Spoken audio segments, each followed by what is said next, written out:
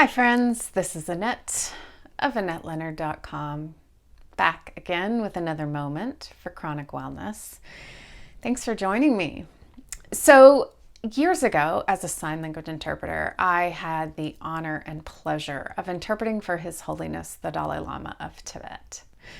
And he said many things that were illuminating and interesting and over my head.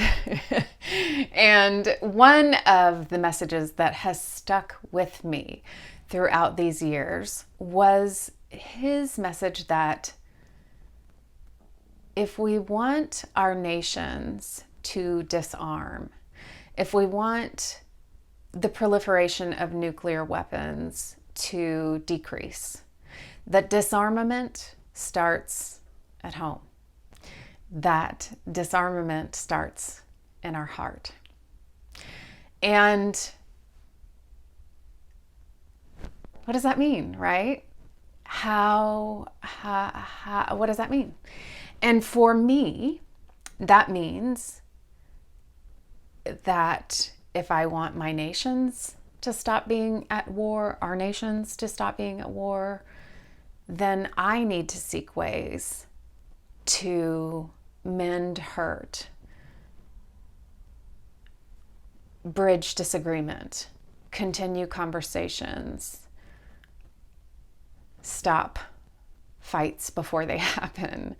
That it's not, so much about whether or not you're a gun owner or not, although perhaps that's a factor, but more so, how am I embodying practices of love and principles of disarmament? And if I am not, then how can I actually expect my nation or other nations to be doing so?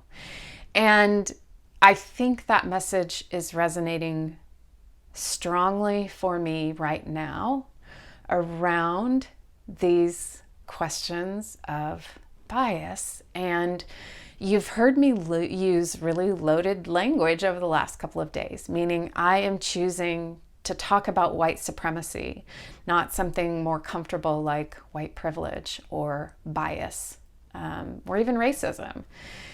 And that's very intentional, and that might be off-putting or triggering or really frustrating for some of you.